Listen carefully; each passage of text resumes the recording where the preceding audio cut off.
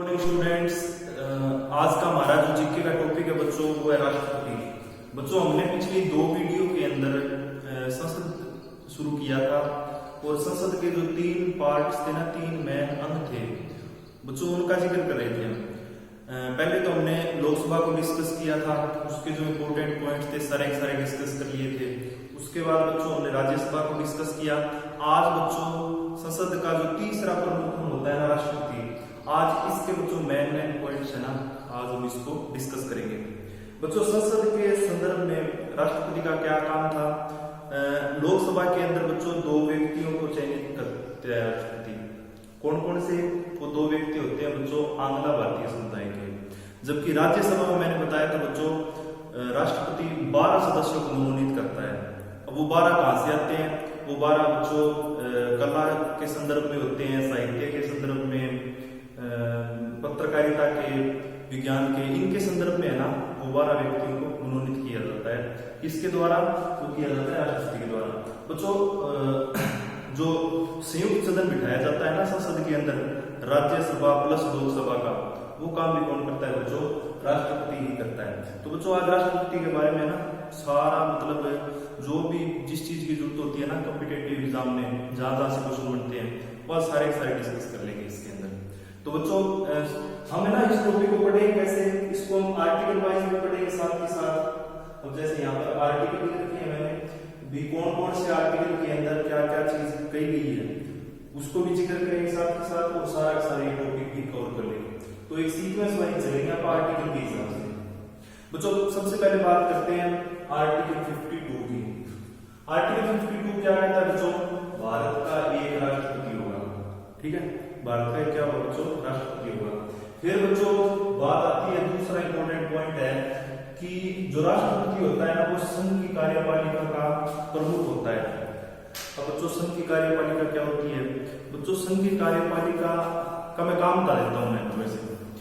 संघ की कार्यपालिका का मुख्य काम होता है बच्चों, जो भी देश के अंदर विधेयक, कानून या बिल पारित होता है ना, उसको लागू करने का काम कौन करता है? उसको बनाने का काम कौन करता है? वो करता है बच्चों संघ की कार्यपालिका करती है। ठीक है, अब संघ की कार्यपालिका में होते कौन कौन है बच्चों? उसमें राष्ट्रपति, उपराष्ट्रपति, प्राइम मिनिस्टर, जो अन्य विभाग के जो मंत्री होते हैं ना, वो सारा का सारा ये जो होते हैं ना, ये सारे किसके अंदर आते हैं बच्चों? संघ की कार्यपालिका। इसका काम क्या होता है संघ की कार्यपालिका का? विधेयक, कानून या बिल बनाना। ठीक है, विधेयक या कानून बनाना। तो बच्चों इनका प्रमुख कौन होता है? राष्ट्रपति होता है। इसके बाद बच्चों का बात की जाए योग्यता की, तो बच्चों योग्यता क्या होनी चाहिए राष्ट्रपति के अंदर? एज जो है कम से कम कितनी रिक्वायरमेंट होती है? 35 ईयर्स। कम से कम कितनी होनी चाहिए एज राष्ट्रपति बनने के लिए? 35 साल। और साथ के साथ वो लोकसभा का जो सदस्य होना चाहिए, लोकसभा का क्या होना चाहिए? सदस्य होना चाहिए। ये बच्चों योग्यता होनी चाहिए राष्ट्रपति बनने के लिए।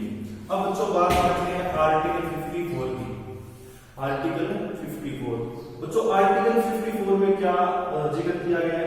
राष्ट्रपति का चुनाव कैसे होगा? राष्ट्रपति का चुनाव कैसे होगा बच्चों? राष्ट्रपति का चुनाव की जो पद्धति होती है ना, वो कौन सी होती है? वो होती है एकल संक्रमणीय वोट पद्धति। ठीक है बच्चों, तो ये ध्यान रखना, ये काफी इंपॉर्टेंट है। राष्ट्रपति का चुनाव कौन सी पद्धति से होता है? वो होता है एकल संक्रमणीय वोट पद्धति। ठीक है बच्चों, अब ये क्या होती है एकल संक्रमणीय वोट पद्धति? वो मैं बाद में बताऊंगा। पहले मैं वो बताता हूँ राष्ट्रपति का जो चुनाव करते हैं, ठीक है, तो उनमें जो वोटिंग करते हैं वो कौन कौन करते हैं बच्चों? जब राष्ट्रपति का चुनाव होता है तो उसमें राज्यसभा के सदस्य होते हैं, उसमें बच्चों लोकसभा के सदस्य होते हैं, सभी जो एमएलए होते हैं ना स्टेट्स के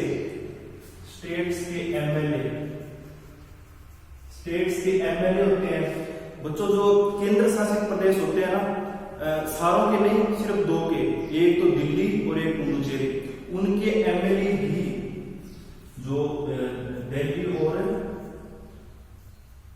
पुडुचेरी बच्चों, इनके एमएलए भी शामिल होते हैं किसमें? जब वोटिंग होती है ना राष्ट्रपति के चुनाव के लिए, तो राष्ट्रपति के चुनाव के लिए कौन कौन वोटिंग करते हैं?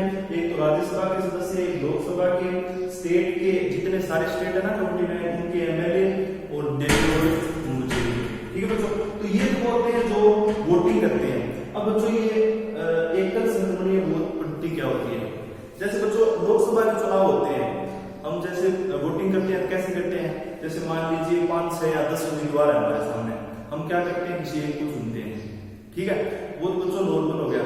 लेकिन एकल संक्रमणीय वोट पद्धति क्या होती है बच्चों? उसके अंदर मान लीजिए 3 क्या है कि 3 जो है ना, उसके लिए राष्ट्रपति चुनाव के लिए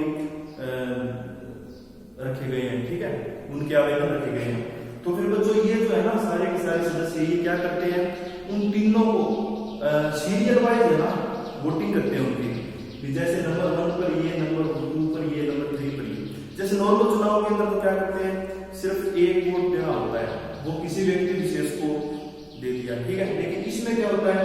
तीनों के तीनों जो व्यक्ति इस चुनाव के लिए खड़े होते हैं, राष्ट्रपति के चुनाव के लिए, उनको तीनों को है ना जो नंबर वाइज उनको क्या करना होता है? वोटिंग करनी होती है।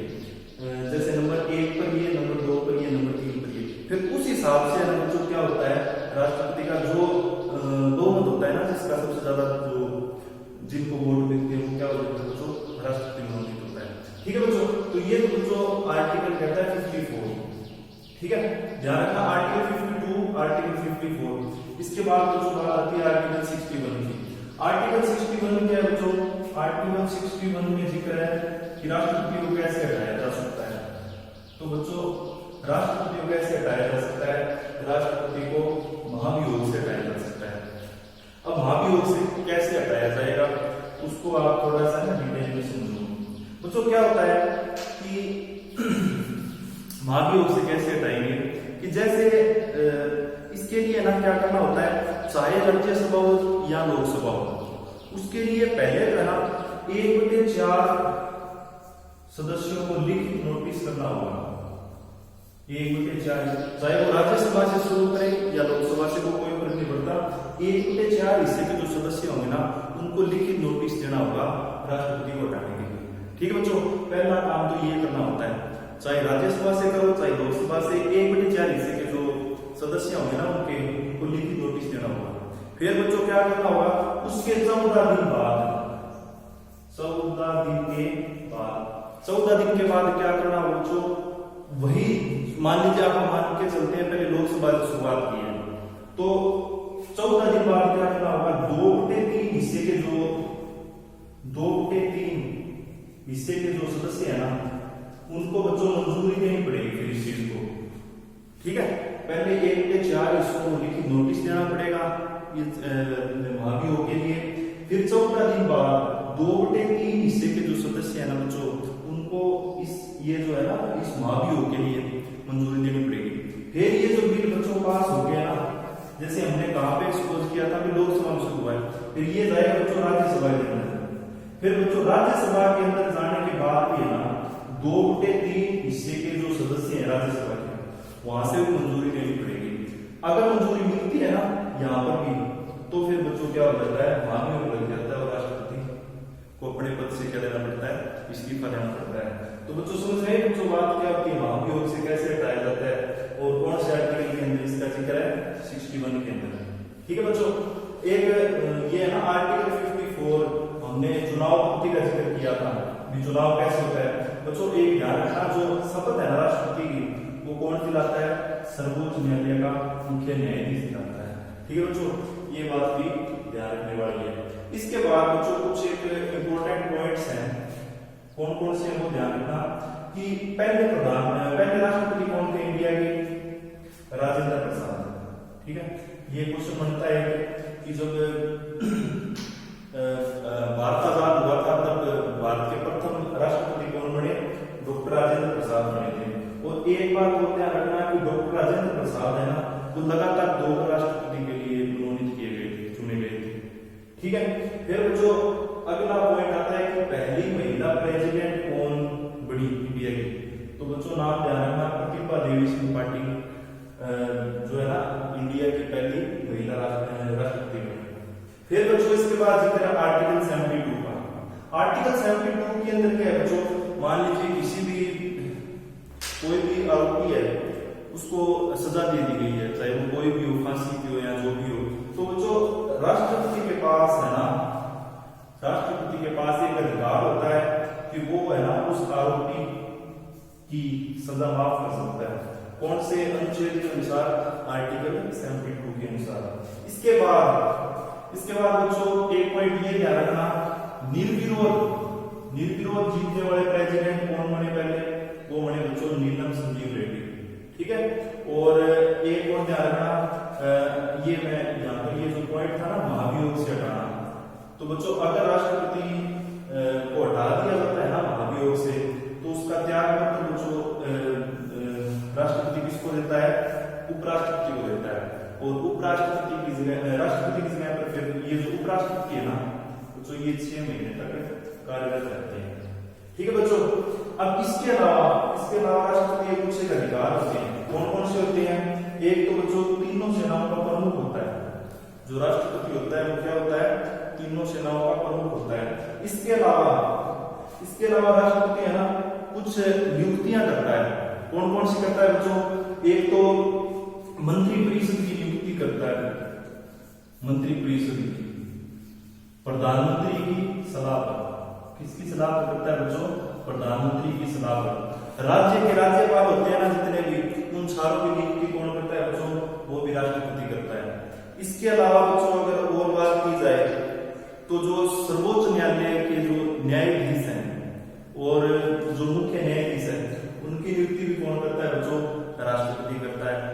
इसके अलावा बच्चों जो अटॉर्नी जनरल ऑफ इंडिया है उसकी नियुक्ति भी कौन करता है बच्चों? राष्ट्रपति। फिर इसके अलावा अगर बात की जाए तो ये कुछ है ना जो नियुक्ति है ना कुछ वो कौन करता है बच्चों? राष्ट्रपति करता है। इसके अलावा बच्चों राष्ट्रपति के पास है ना कुछ एक आपातकालीन शक्तियां भी होती है। वो कौन कौन सी होती है अपन उसको भी जिक्र कर लेते हैं। तो वो बच्चों होती है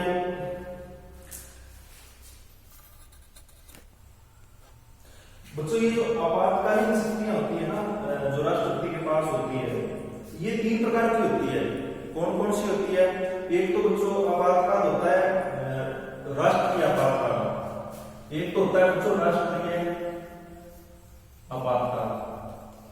बच्चों राष्ट्रीय आपातकाल का पहले मैं बता देता हूं, जिक्र किया गया है 352 आर्टिकल के अंदर। 352 आर्टिकल के अंदर इस आपातकाल की घोषणा कौन करता है बच्चों? राष्ट्रपति करता है। ये किस केस में होता है? या तो बाहर से आक्रमण हो, या देश के अंदर कोई विद्रोह हो गया हो, आंतरिक विद्रोह, या मतलब ऐसी कोई युद्ध की संभावना लगे ना तो बच्चों राष्ट्रपति क्या घोषणा कर देता है? राष्ट्रीय आपातकाल की घोषणा करता है। कौन से आर्टिकल के अंदर? 352 के अंदर। फिर बच्चों दूसरा जो आपातकाल होता है ना जिसकी घोषणा कौन करता है? राष्ट्रपति। बच्चों को होता है आर्टिकल 356 के अंदर उसका जिक्र है राजकीय आपातकाल। अब राजकीय आपातकाल क्या होता है? जैसे मैंने बच्चों बताया था ना राष्ट्रपति शासन लगना, जैसे पिछली वीडियो में बताया था ना हरियाणा जीके वाली में कि 3 बार हरियाणा में राष्ट्रपति शासन लागू हुआ है। कब 1967, 77 और 91 के अंदर। तो बच्चों उसको क्या कहा जाता है? राजकीय आपातकाल कहा जाता है। बच्चों ये जो राष्ट्रीय आपातकाल है ना अब तक 3 बार हुआ है। ठीक है, अब तक 3 बार हुआ है। जब भारत पाक का युद्ध हुआ या भारत चीन का जब युद्ध हुआ था ना 1965-71 और तो बच्चों इन ईयर्स के अंदर ना राष्ट्रीय आपातकाल लगा है। ये कई बार लग चुका है बच्चों जो राजकीय आपातकाल है ना, क्योंकि 3 बार तो हरियाणा में लग चुका है तो पूरे इंडिया में पता नहीं कितनी बार लगा होगा, तो ये कई बार लग चुका है। इसके अलावा बच्चों एक और आपातकाल होता है, वो होता है वित्तीय आपातकाल। वित्तीय आपातकाल बच्चों का मतलब